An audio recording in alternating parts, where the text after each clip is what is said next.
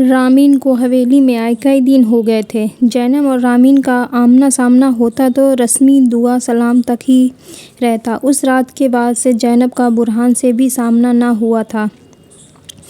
आज भी घर के लगभग तमाम लोग ही अपने रूटीन के कामों में बिजी थे। समीरा और अरीशा पुराने कपड़ों से कुशन्स बनाने में बिजी थीं। फुप्पो किचन में थी। जैनब गमले में लगे लाल गुलाब के पौधों की सफाई कर रही थी जो लाउंज के दरवाजे के पास रखा था। बुरहान आज घर में ही था, शायद वह अपने कमरे में था। थोड़ी ही देर बाद उसने बुरहान को कमरे से निकलते देखा और फिर जीने से चढ़ते और रामीन को जीने से उतरते। सजी संवरी रामीन गहरे सब्ज रंग के ट्राउज़र और हल्के सब्ज रंग की कमीज़ पहने दुपट्टा कंधे पर डाले सहज सहज चल रही थी। जब दोनों साथ हुए तो उसने एक खूबसूरत मुस्कुराहट बुरहान की तरफ उछाली। बुरहान सर झटकता ऊपर चढ़ गया। गमले के पास बैठी जैनब दाऊद ने यह मंजर देखते दिल के साथ देखा। अरीशा और समीरा लाउंज में पीछे कारपेट पर कपड़े फैलाए बैठी थी। रामीन जीने से उतरकर खुले बालों को बाएं कंधे पर डालती किचन की तरफ बढ़ गई। तमाम काट छाँट करके वह उठी और लाउंज की बड़ी सी खिड़कियों के पर्दे हटाए तो शाम का सुनहरापन हर तरफ उतरा हुआ था। फुप्पो भूख लगी है, जल्दी से कुछ खाने के लिए लाएं प्लीज़, समीरा ने बुलंद आवाज़ में कहा। इतने में रामीन को किचन के दरवाजे से बाहर आते देखा। उसके हाथ में जूस से भरा गिलास था। पर्दे एक तरफ सरकाकर वह उन दोनों के पास आ बैठी। अचानक ही कांच टूटने की आवाज़ आई तो तीनों ने सर उठाकर देखा। शायद रामीन के हाथ से जूस से भरा गिलास छूटा था और मार्बल के बने फर्श पर टुकड़े टुकड़े हो गया था। वह तेज़ी से उठी और किचन की तरफ बढ़ी। अरीशा ने उसे रोकना चाहा लेकिन उसने नज़रअंदाज कर दिया कि जुबैदा उठा लेगी। रामीन उसे आता देखती रही। रामीन आप हटें यहाँ से, मैं यह उठा लेती हूँ। उसने झुक कर कांच से उठाना चाहा। हाँ, वैसे भी ऐसे जीप काम तुम ही जैसे देहाती लोग ही कर सकते हैं, मेरे जैसी नफसात पसंद लड़की नहीं। अपनी खूबसूरत आवाज़ से जहर उगलती हुई एक तरफ हो गई। अचानक उसके हाथ में कांच का टुकड़ा अंदर तक धंस गया। उसकी हल्की सी कराह निकली। सीढ़ियाँ उतरता बुरहान वहीं ठिठक कर रुका। गिलास हाथ से छूटा नहीं था, छोड़ा गया था। बुरहान जानता था। रामीन तमीज़ से बात करो, तुम्हें जैनब से ऐसे बात नहीं करनी चाहिए। समीरा उठ खड़ी हुई। उसकी आवाज़ थोड़ी ऊंची थी इसलिए घर में मौजूद तमाम लोग बाहर लाउंज में आ गए थे। तब खून का लाल कतरा सफ़ेद फर्श पर गिरा। मुझे अच्छी तरह मालूम है कि किसको कितनी इज्जत देनी है और कौन किस लायक है। तुम मुझे मत समझाओ फॉर गॉड सेक, वह बहुत ही मक्कारी से ऊंची आवाज़ में बोली। बुरहान कुछ आगे बढ़ आया। खून के कतरे एक एक करके बह रहे थे। वह जैनी खून अरीशा दौड़ते हुए उसके पास चली आई और घुटनों के बल बैठ गई। जैनब सकते की हालत में बैठी ही थी, खामोश, बेयकीन, टूटी बिखरी, बिल्कुल कांच के टुकड़ों की तरह। तुम ठीक कह रही हो। एकदम वह उठकर सामने खड़ी हो गई। बुरहान भी खड़ा था, खामोश। कभी हम किसी को उसकी औकात से बढ़कर इज्जत दे देते हैं और पता है कि क्या होता है? उसी इंसान के हाथों हम बेइज्जत होते हैं, बिल्कुल जैसे तुम मुझे कर रही हो। मैंने भी तो तुम्हें औकात से बढ़कर इज्जत दी थी। बर्दाश्त से आंखों में आंखें डाले वह सबको नज़रअंदाज करती कह रही थी। खून अब हथेली से बहता हाथ की बड़ी उंगली से कतरा कतरा टपक रहा था। फुप्पो खामोशी से देख रही थी मगर आंखों में हल्की सी मुस्कुराहट थी। बुरहान अब भी खामोश था। उसे खामोश ही रहना चाहिए था। जब रामीन उसे बेइज्जत किया था तब भी वह खामोश रहा और अब भी समझदार था। चची बिगड़ते तेवरों से उसकी तरफ रही थी। बदतमीज लड़की, चची ऊंची आवाज़ में बोली। रामीन पैर पटकती वहाँ से चली गई थी। अरीशा फर्स्ट एड एक्स ले आई थी। कांच अब भी उसके हाथ में छुआ था। वह उसे सोफे में बिठाकर कांच निकालने की कोशिश कर रही थी। आबिदा चची वहाँ से जा चुकी थी। समीरा, अरीशा, बुरहान, फुप्पो और वह सब वहाँ मौजूद थे। बुरहान दांतों तले निचला होंठ भींचे खामोश नज़रों से देख रहा था। लगता है कांच की नोक और टुकड़ा अंदर तक धंस गया है। अरीशा ने अंदेशा जाहिर करते हुए मदद तलब नज़रों से बुरहान की तरफ देखा। वह आगे बढ़ा, फर्श घुटनों के बल बैठ गया और उसका हाथ पकड़ लिया। उसने चौंक कर उसे देखा। आंखें हैरान थीं। बहुत फुर्र लड़की हो तुम, कांच उठाना भी नहीं आता? उसने अफसोस सर हिलाया। समीरा और फुप्पो धीमे से मुस्कुरा दी। वह एक टूक हैरानी से उसे देख रही थी। देखो, तैयार रहना, मैं 3 तक गिनूंगा और 3 कहने के साथ ही उसे खींच निकालूंगा और तुम चीखना मत, ठीक? उसने अचानक उसकी तरफ देखते हुए कहा। उसने शर्म से सर झुका दिया। वह इतनी ना अपनायत से कह रहा था कि यकीन करना मुश्किल हो रहा था। उसके लिए 3 कहने के साथ ही उसने कांच खींचना निकाला। अब वह बैंडेज कर रहा था। नरमी से बैंडेज करके वह उठ खड़ा हुआ था और अब वह अरीशा को पेन किलर निकाल कर पकड़ा रहा था और साथ ही दूध के साथ उसे देने की ताकीद कर रहा था। उसकी आंखों के सामने अंधेरा छाने लगा था। समीरा और फुप्पो उसे लिए उसके कमरे में चली गईं। अरीशा किचन में आ गई और बुरहान आबिदा बेगम के कमरे की तरफ जा रहा था। यकीनन अभी कुछ देर पहले की जाने वाली गलती की मुआफ़ी मांगने जा रहा था। वह लाल चेहरा लिए बेड पर बैठी थी जब बुरहान ने दरवाजे पर दस्तक दी। उन्होंने नज़र उठाकर दरवाजे की तरफ देखा। बुरहान को देखकर मुंह फेर लिया। अम्मी, बेबसी भरे लहजे में उसने पुकारा और उनका हाथ अपने हाथों में थाम लिया। आप मुझसे क्या नाराज़ हैं? लहजे में अब भी बेबसी थी। उन्होंने रुख मोड़ के उसे देखा। तुम अच्छी तरह जानते हो कि मैं क्यों नाराज़ हूँ, वह गुर्राई। बुरहान, तुमने रामीन में अपनी दिलचस्पी के बारे में बताया था, फिर क्यों किया था तुमसे उस जाहिल लड़की से निकाह?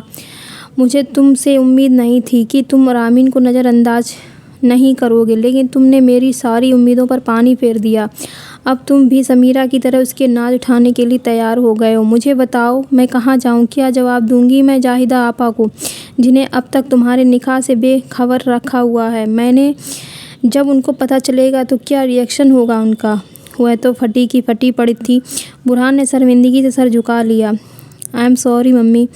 वह शर्मिंदगी में डूबा बस इतना ही कह पाया था, मैं नहीं जानता कि आप इस तरह नाखुश हैं हमारे इस निकाह से।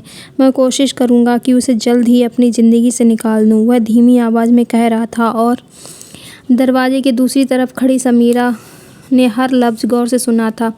अम्मी आखिर क्यों चाहती थी कि उस लड़की का घर तबाह हो? जो वह सोच रही थी कि बुरहान के दिल में ज़ैनब के लिए पसंदीदगी के जवाब पैदा हो गए। अब सब कुछ उसे जैसे बर्बाद होता नज़र आ रहा था।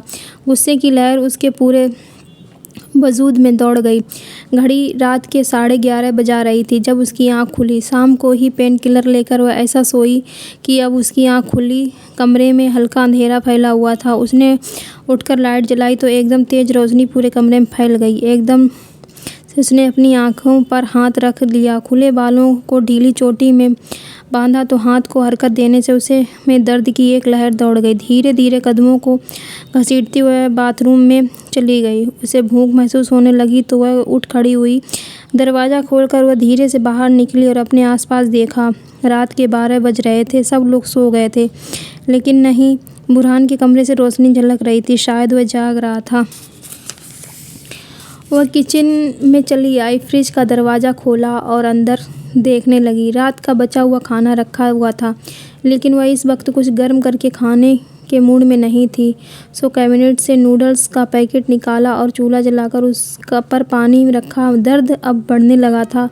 वह रुककर अपने हाथ को देखने लगी। अंगूठे के पास से मोटी नरम हथेली में कांच का टुकड़ा चुभा था। बुरहान ने अंगूठे के पास घुमाकर पट्टी की थी। डीएसपी ऑफिस होने के बावजूद उसने बहुत अच्छे तरीके से पट्टी की थी।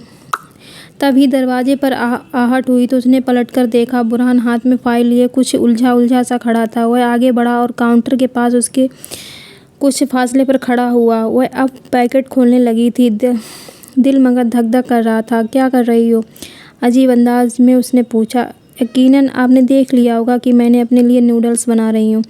वह जैनब थी। कुछ लम्बे खामोशी की भेंट चढ़ गए थे। वह खामोश खड़ा उसे देख रहा था जैसे कोई सिरा ढूंढ रहा हो। तुम कुछ सोचकर बोला। तुम एक अच्छी मेज़बान नहीं हो जैनब दाऊद, वह जैसे उसे जता रहा था। नूडल्स का पैकेट पानी में उड़ेलते उसके हाथ रुक गए। वह अचंभे से उसे ताकने लगी। आई मीन, तुम्हें रामीन की इंसल्ट नहीं करनी चाहिए थी। वह तुम्हारी मेहमान है। वह उसकी आंखों में झांकते हुए बोला। वह गड़बड़ा गई और दूसरे चूल्हे पर चाय का पानी रखने लगी। तुम मेरी बात के जवाब में कुछ नहीं कहोगी? वह जैसे उसकी खामोशी से उकता गया था। तभी बेचारी से बोला, तुम अच्छी तरह जानते हो कौन सही था और कौन गलत, फिर भी तुम रामीन की हिमायत कर रहे हो। मैं इस बारे में अब क्या कह सकती हूँ? वह कंधे उचकाकर बोली, दिल मगर कुछ परेशान था। रामीन सही थी और तुम। उसने जानबूझकर जुमला अधूरा छोड़ दिया और गर्दन मोड़ के यकीनी उसे देखने लगी। कुछ दिन पहले बुरहान के लिए जैनब बर्दाश्त से काबिलान न थी और अब वह रात के गहरे अंधेरे में उसे नॉर्मल अंदाज में बातचीत कर रहा था।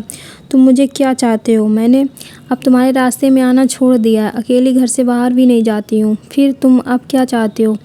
वह दबे लहजे में गुस्से से कह रही थी। चाय का कप उसके सामने रखा और अपना लेकर एक तरफ हो गई। वह उस दिन भी अकेली नहीं थी, हम्माद, समीरा और अरीशा उसके साथ थे। फिर भी वह उस शख्स को सफाई दे रही थी जिसने उसे सैकड़ों लोगों के बेइज्जत किया था। तुम मुझे आज़ाद कर दो बस, और कुछ नहीं। रिश्ता ख़त्म, किस्सा ख़त्म। वह सन्न खड़ी उसे सुन रही थी। आम तौर से लड़कियां यह सवाल करती ही अपने शौहरों से हैं, लेकिन मैं तुम्हारा शौहर होकर तुमसे यह रिक्वेस्ट कर रहा हूँ। चाय का घूंट उसके हलक को कड़वा कर गया। उसने काउंटर पे कप रख दिया। गला सूखने लगा था और अगर मैं ऐसा ना करूँ तो, उसने बर्दाश्त से खुद को कंपोज करते हुए कहा। हाथ का दर्द दुगना हो गया था। नूडल्स का बाउल काउंटर पर चाय के कप के साथ रखा था। देखो, अगर मैं ऐसा करूँगा तो कुछ देर। वह खामोशी से होंठ काटने लगा। उसके सामने खड़ी थी, हलक से कुछ अटकने लगा था। आई नो कि तुम ऐसा क्यों नहीं करना चाहती, क्योंकि तुम मुझसे मोहब्बत करती हो और तुम्हें लगता है कि एक ना एक दिन सब ठीक हो जाएगा। वही थर्ड क्लास सोच लेकर याद रखना, कुछ भी ठीक नहीं होगा। तुम कुछ भी कर लो, लेकिन फिर भी तुम मेरे लिए गैर अहम रहोगी। वह सपाट रंग के साथ बेरहमी से कह रहा था। जैनब का वजूद सर्द पड़ता जा रहा था, इतना सर्द कि जैसे किसी ने फ्रिज से ठंडे पानी की बोतल उड़ेल दी हो। थोड़ी देर बाद उसने चाय का कप सेल्फ में लगभग पटका और फाइल उठाए तेज कदमों से किचन से निकल गया। वह वहीं खड़ी बस उसे जाता देखती रही। आंसू जो इतनी देर से बर्दाश्त कर रही थी, एकदम से टप टप बरसने लगे। अपने कमरे में आकर खिड़की के पास रखे मैरून सोफे पे पाँव ऊपर करके बैठ गई और सर घुटनों में दे दिए बेआवाज़ रोने लगी। उसका दिल बार बार मचल रहा था। जहन में आंखें के पीछे हर जगह किचन का मंजर उमड़ रहा था। वह दबे दबे गुस्से से उससे कह रहा था कि वह उसके लिए गैर अहम है, बिल्कुल गैर अहम। कब नींद उस पर सवार हुई उसे पता ही नहीं चला। जैनब अब ख्वाब के असर में थी। वह उसके कानों में जानी पहचानी आवाज़ टकराई। जैनब, मैं हमजा हूँ, उठो और बात सुनो मेरी। वह हौले से उसका कंधा हिला रहा था। उसे सुनना चाहिए था, वह उसका भाई था। वह एकदम उठी बैठी, बिना पलक झपके हुए टूक उसे देखने लगी। फिर अचानक ही बहुत से आंसू टप टप उसकी आंखों से गिरने लगे। क्या हुआ जैनी, तुम रो क्यों रही हो?